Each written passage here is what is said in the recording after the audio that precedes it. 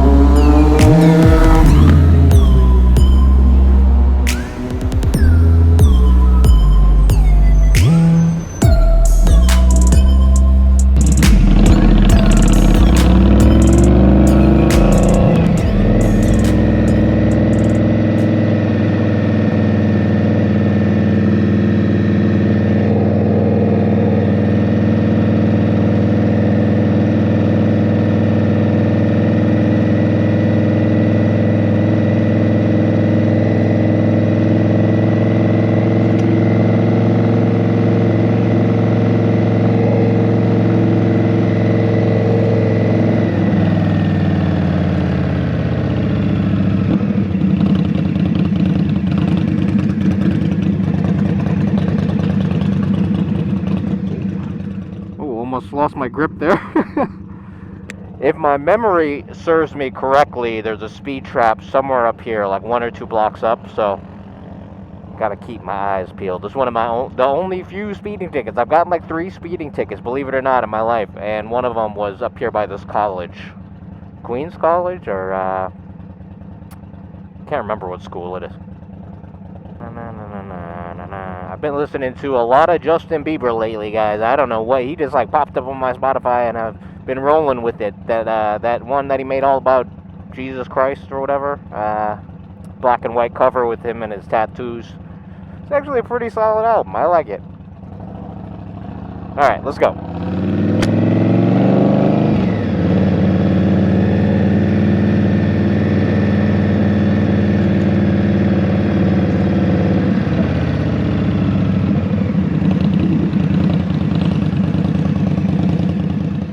That meme is so true of like what people think I listen to when I ride my motorcycle, which is like heavy metal, and then what it really is like chick songs and like Miley Cyrus and shit like that. I don't know what it is. It's just like those pop songs kind of do well while you're mindlessly riding. Also, oddly enough, for longer rides on the highway, classical music I've found to really enjoy. Not that I like pay attention to it, but it's just nice to have in the background. I don't know what you all listen to when you ride, but mine is a weird mishmash of 90s and 2000s hip-hop, apparently classical. I've been listening to country lately, and now I can add Justin Bieber to that list. What a weirdo. Alright. Camera around here somewhere.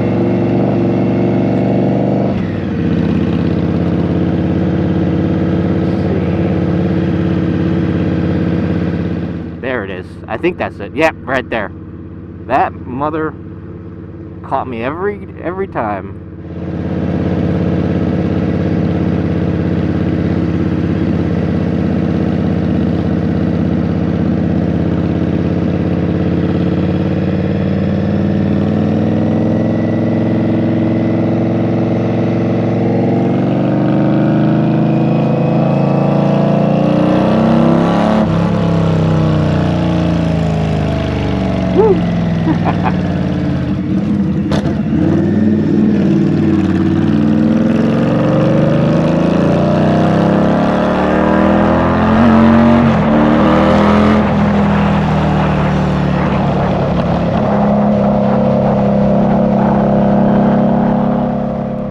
Hopefully not too much traffic on this upper roadway. I've never once hit this without like just being able to ride across it. I've had a few videos on this thing, and every time I get stuck. They're doing construction, so it's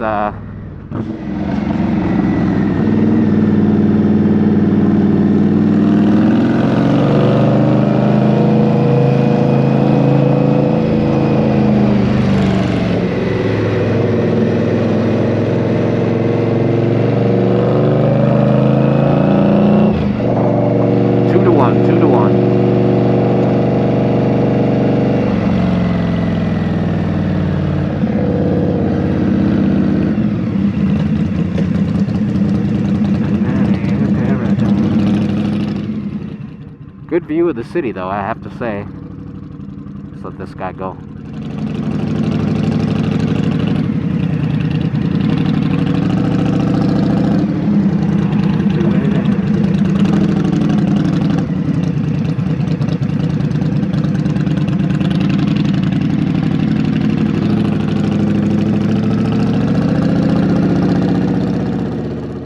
So this is like Midtown, beginning of Upper East Side over here. All downtown over there. Empire State Building right there, which is at 23rd. So around there is 23rd Street.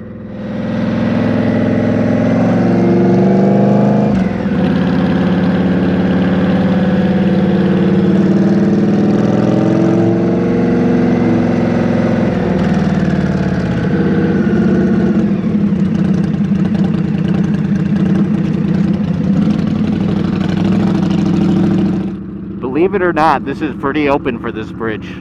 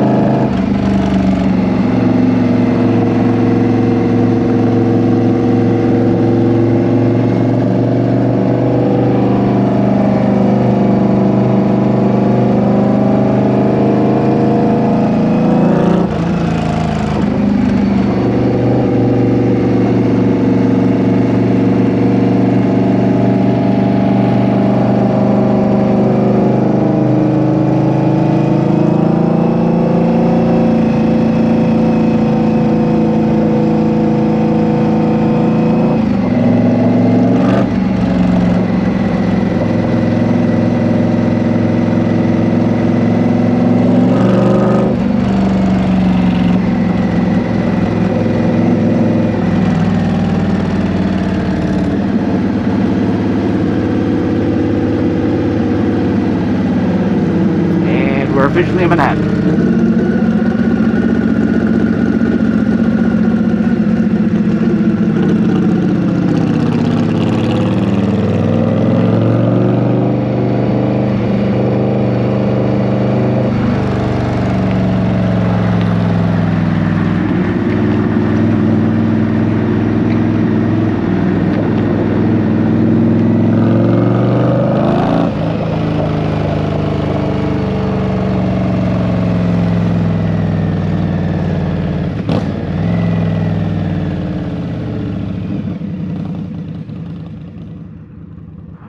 That was a nice little exit. This whole area kind of weirds me out because it's like right under the bridge and it's right over by the, I guess it's by Main Avenue, but living over here I think would be super weird. Like there's certain places in Manhattan that I guess like, maybe the rent's cheaper, probably not. But this is just like a weird place to have like a front door, you know, like to walk out to this would be very strange to me. And I guess beggars can't be choosers, right? Like if you want to live in New York and this is what's available, this is what's available. But I don't know, there's certain places that I just feel like this is not what I would have moved to New York for, and like you know, ooh, open road, what in the world is this? What a good day.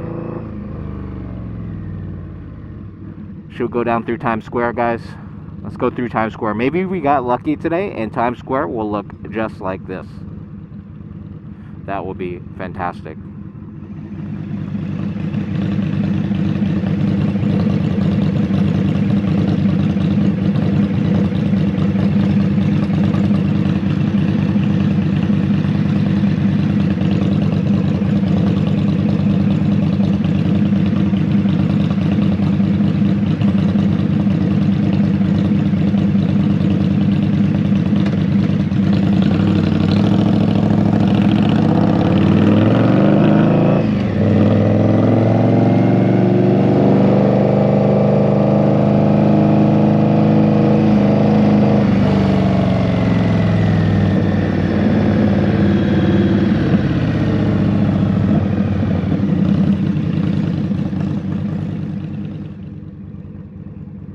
Toys, look at this toy store. Oh my god, I haven't seen a toy store since I was a child.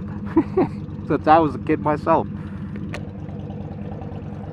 They don't exist anymore, guys. It's all Amazon. It's all order online, next day delivery. I don't know how you guys feel about that. So my girlfriend has an Amazon account. I guess that's my rant for today. My girlfriend has an Amazon account. I worked for Amazon, but never had an Amazon account. I never made one order until recently. I'm kind of old school in that regard. Like, I would rather go to the store. Even now that I have a bike, it's like whatever I need. If I need to go out to Long Island, I'll ride out to Long Island and get it. But there's something about, like, ordering online that to me just isn't satisfying. Like, I don't want to do it. And it has nothing to do with, it has nothing to do with, like, oh, I disagree with, you know, it fundamentally or for the environment. None of that self-righteous stuff, right? It's just more so, it's not fun for me. Like, if I'm going to spend money on something, I want it in my hands, and I want to go to the store. Like, it's something I just grew up doing, and I enjoy that experience. You know, I'll happily wait for the thing to be in stock and then make the trip. Like, I just like the process more than I like getting the thing itself. Now, you know, I'm not gonna lie, like, I've had my girlfriend order things on Amazon for me when I know that I could find the thing cheaper, but usually it's something that, like, I tried in person or saw in person, and then I was like, hey, can you order this for me? It's on Amazon.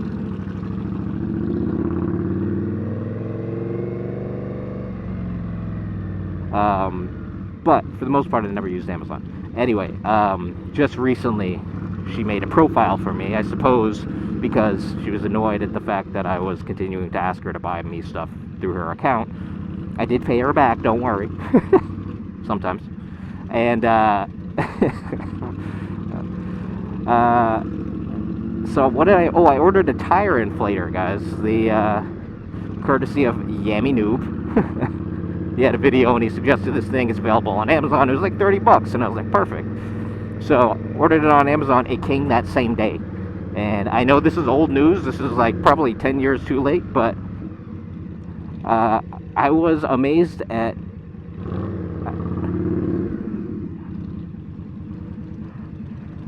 I was like, wow, it's here, which is crazy. And I was very happy with that purchase. So I kind of am starting to get it. Kind of starting to get the whole same day delivery thing. Although it's not a must for me. It's just like for certain things, it's really cool. But yeah, working for Amazon, I saw I suppose the receiving end of that lifestyle.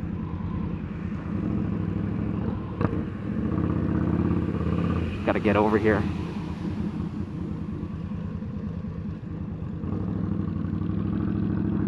And it was not pretty, guys. The whole, like, get your package the next day doesn't, like, it's not really sustainable. At least the way it's being done now in New York.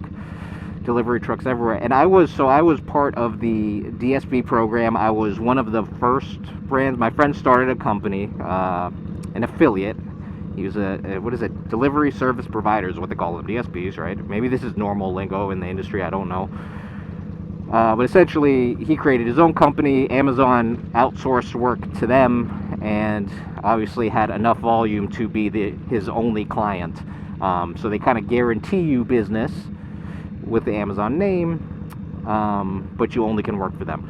So that's kind of how it worked, and it was fun for me as a creative project because I was just getting out. I was in between restaurants, and it was during the pandemic, and managing that operations manager is somewhat similar. I mean, management is management anywhere you go. So a lot of the same skills that I was utilizing, a lot of the same skills that I was in restaurants. So, you know, hiring, organization of schedule, and really in this case, it was creating a company from the ground up, and like paperwork, documents, infrastructure. So it was fun in that regard. But man, Amazon is, as everyone knows, I could not believe how kind of like blindly they operated, and because they are who they are, they can do that. I mean, the amount of losses that we had, and the lack of, you know, kind of attentive problem solving was staggering to me. And that's just because it's on such a mass scale. No company, no one could afford to like really try to solve any problem. They just look at the numbers, you know, a week or a month later, and make really big changes. And then eventually those changes, you kind of hone in on what the actual problem is. But like being a foot soldier, being on the ground level, you kind of see all the problems and nothing gets addressed. You know, you have problems and you as they call it, escalate the problem to another person who does, their only purpose, right, is, the mentality is like, just pass it on to the next guy. Like, that's really it. It's just an assembly line. And so coming from restaurants, which is a much smaller scale, and like when there's a problem, you sit down with the owner and the GM, and if you are the GM, it's just you and the owner, and you figure out a solution and you implement that in a week or so, you know, depending. Here it was like, at Amazon, it was like, submit the report and nothing gets done for months. For instance, the DSP I was working for was in Harlem. We were up in the projects. Like, we were the primary company in the projects. A lot of crime, a lot of theft. It was exponentially more difficult in that neighborhood than it was anywhere in the city. And every day we had entire carts get lifted. We had robbery. We had our guys getting robbed. We had, you know, when it was the summer, the elevators didn't work, so, you know, some of the project buildings are 20 floors high, and people are ordering cat litter, which is like 30 pounds per box. You know, how are we going to get those up the stairs? Like, $15 is not enough for someone to, like, essentially do CrossFit all day and then get scolded when they're 2 minutes late from their lunch, right? Like, it just, there's some realities that corporate doesn't understand, as is typical from any corporate structure, right?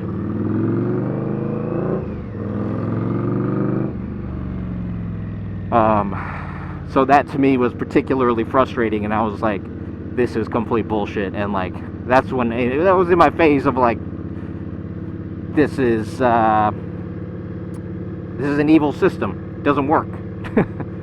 But, you know, I guess I got a little bit older and wiser and realized that's just how corporate America works, and it's not about creating a sustainable, or no, that's not right. It's not about creating a enjoyable or humane environment. It's about just making as much money as you can. And anyway, that being said, we lost so much product because I would literally have guys go into the projects. They have to leave the cart downstairs, can't bring it upstairs. Even if the elevator's working, it's not big enough, and people would take the whole cart, right? And then you report it to Amazon, and they were like, we see that's an issue. Yeah, we will escalate this problem, and nothing got done. So I mean, just thousands and thousands and thousands of dollars per week of stuff getting stolen. It was crazy, and they just didn't care. So that kind of turned me off of using the next day delivery for a long time. I already wasn't a user of it, but that made it exponentially worse. Yeah. Anyway, I don't know how I got on that rant. I don't really like Amazon, I guess. I suppose that's the moral of the story.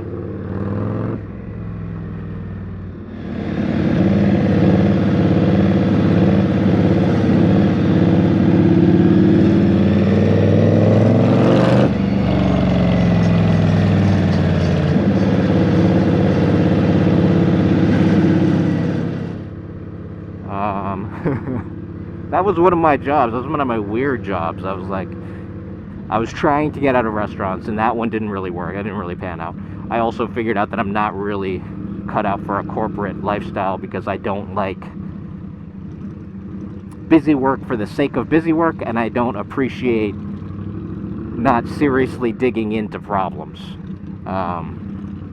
You know, just simply saying I'll pass it on to someone. To me, I don't understand how you could really take pride in your life, let alone like what you do, you know. Like, I want to try to solve something, so when I'm just told, oh, don't worry about it, we'll figure it out later, escalate the problem, doesn't do it for me. Anyway, we're in Times Square, guys. This is really cool, and the roads are like relatively open.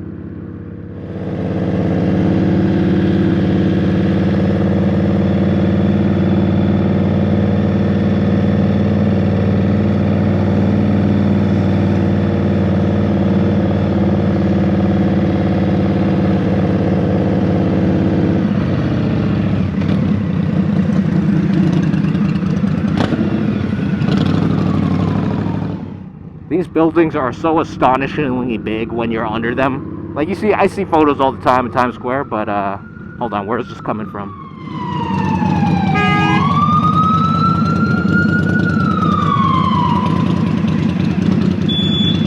Guy honks at me.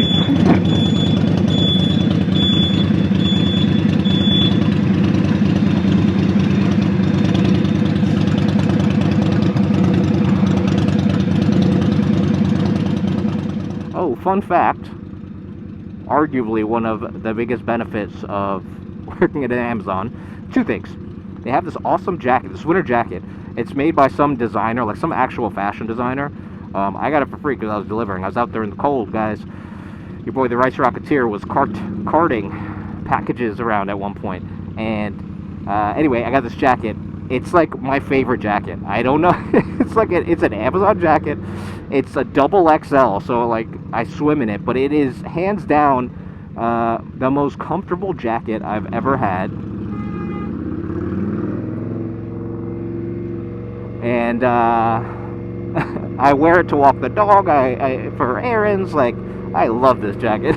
It's so ridiculous. And then the second thing is Krispy Kreme. I didn't go this year, but even last year it worked, right? On Labor Day, they give out free donuts. I remember this because the Krispy Kreme in Times Square is the one who does it primarily. They give out free donuts if you're an Amazon worker. So I get a dozen free donuts every year, which is great. It's like a never-ending perk.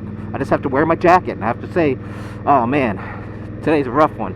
And they give me a free dozen. It's great. Totally missed it this year. I forgot about it. I think I'm also trying to lose weight, so that's probably a good thing. I don't know where's fun. I guess I'll go straight down. Then we're gonna go to Soho. Okay, so this coffee place that I really like is it's called, what is it? Vesuvio's. It's down in Soho. I'm sure it's old news, and I am just late to the party as I usually am. But I love this place. They have this awesome. Is it a no? It's a coffee roll, but it's like puff pastry, and it's layered vertically, and then wraps around like a coffee roll. It's amazing. They got just the right amount of stuff on top, whatever the sugar thing is. That and a nice coffee before I go to work.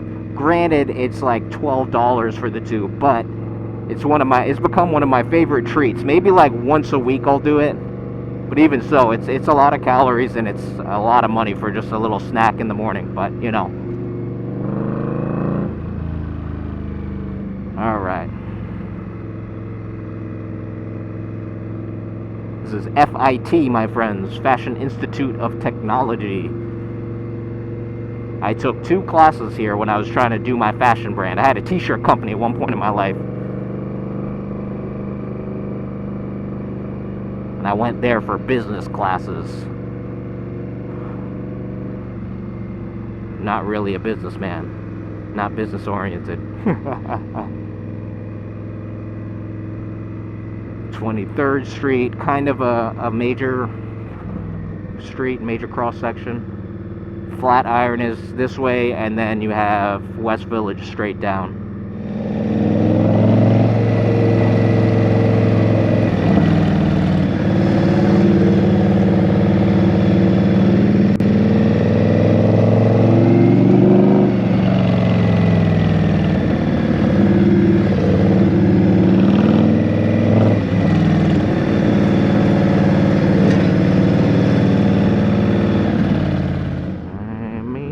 Baby, I blame you. Oh shit, bump.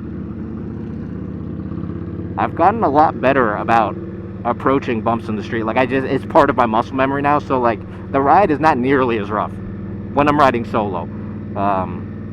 Really adapted to that. Also, I think the suspension softened up just a little bit. I haven't messed with it yet because honestly, I ride 2 up a lot of the time on this bike, so I don't know if I should really soften it since it's like 50% of the time I'm giving my girlfriend a ride. Might as well just keep it this way. She's comfortable back there, so I see no reason to change it.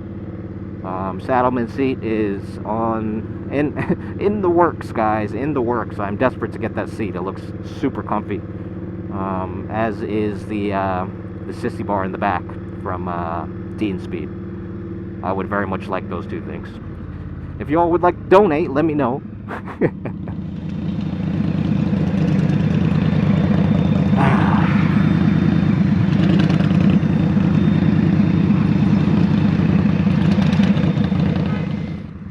minus it being like 1,000 degrees and super humid, it's actually quite nice once you get moving. Just can't sit still.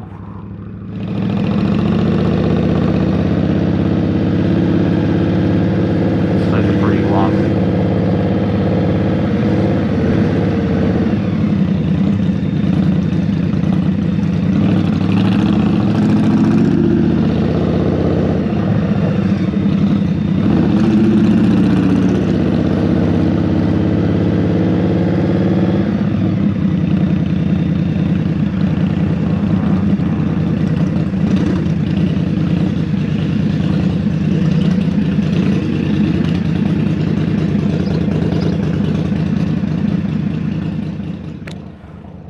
Oh, look at this. Pizza Funhouse. So, okay, where it says Funhouse, guys, that is where Grace Pie used to be. That's what I grew up eating after a long night out when I was out and pissed drunk. Be like $5 for 2 hot dogs and a big drink. It was phenomenal. Then it was like a health foodie place. Oh, this dog hates me right now.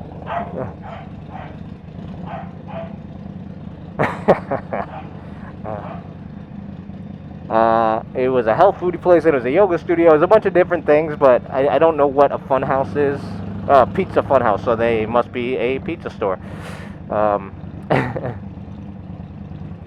But man, I miss Grace Papaya being there. That was, to me, it was the original. It definitely wasn't the original in the city. The original's up on like 70th Street or something. It's up by it's up by Central Park. What is this? Yeah, fancy pizza place. Get out of here.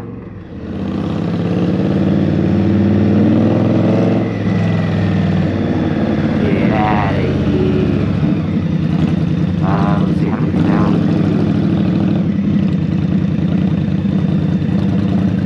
I need to come around.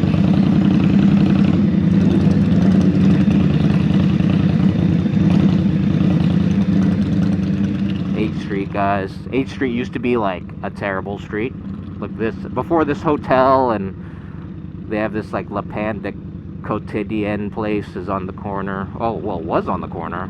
I guess that changed. But it was like filled with like, I guess there weren't vapes back then, but like smoke shops and just like cheap things for people to buy, tattoo shops, you know, that type of thing.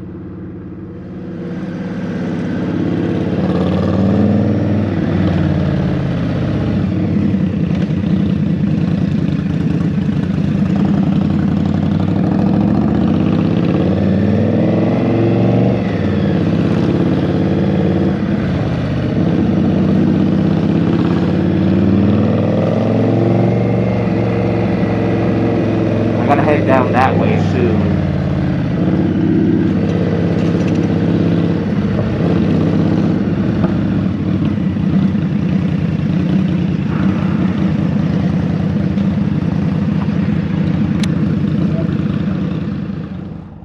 We're at Astor Place right now. Been here 1,000 times, guys.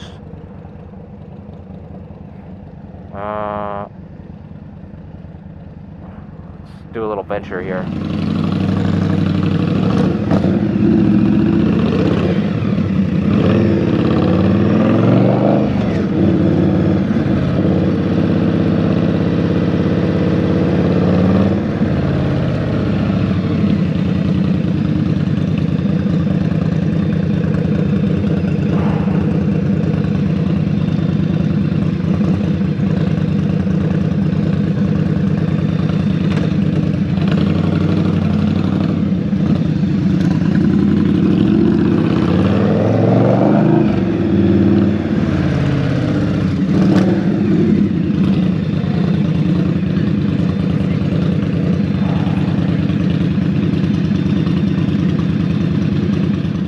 Building is a school.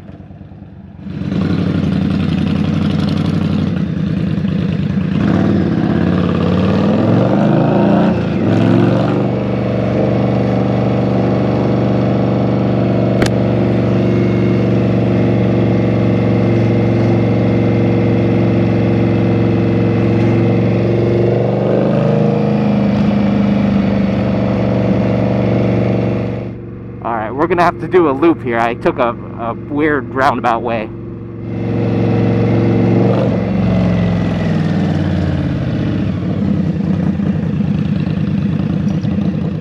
Oh, perfect. Guys, this is the this is Drake's store, OVO, October's very own. I didn't know Drake had clothing, nor do I don't think he has really a style. I mean, that the style is so relative to the person, but like, I've never seen him and been like, wow, that guy can dress. And he somehow has his own clothing company. I would lay money on the fact that it's a bunch of t-shirts that have OVO and an owl on the front, though. So, no judgment.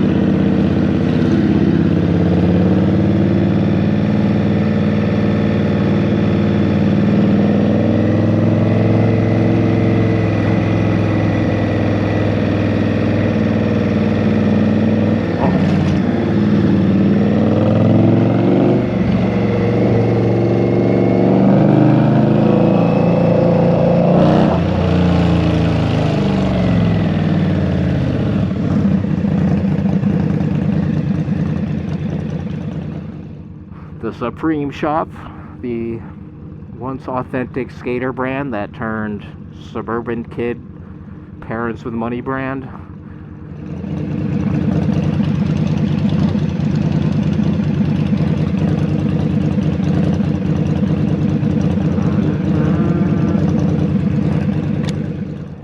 Oh man, it's hot in this helmet, guys.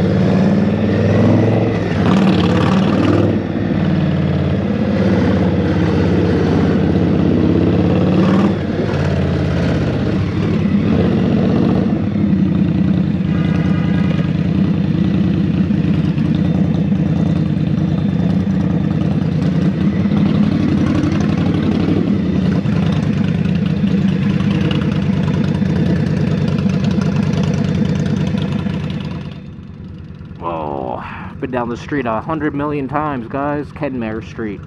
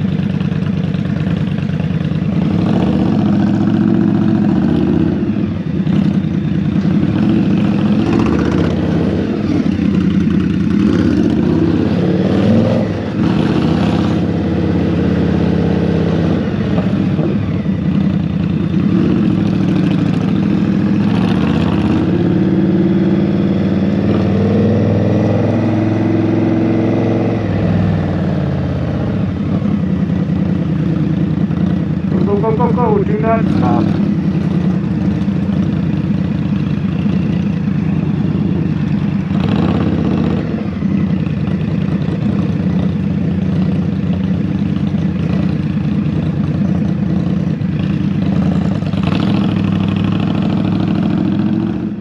I'm gonna lug the engine there a little bit.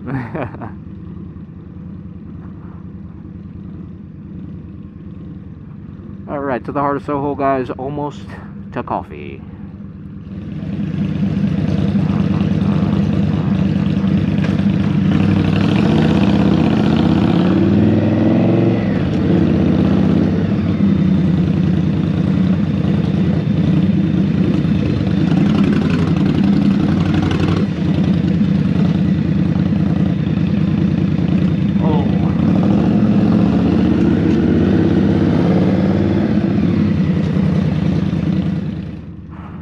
triple, speed triple, not street triple, speed triple. My mistake. It's cool, actually. It's kind of fun to like shift up on this seat.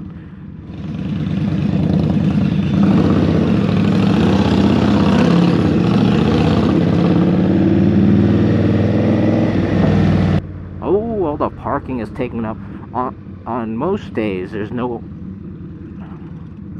like, this is all open right here. It's this green shop right here, Vesuvio Bakery. Very cute spot. Oh, perfect.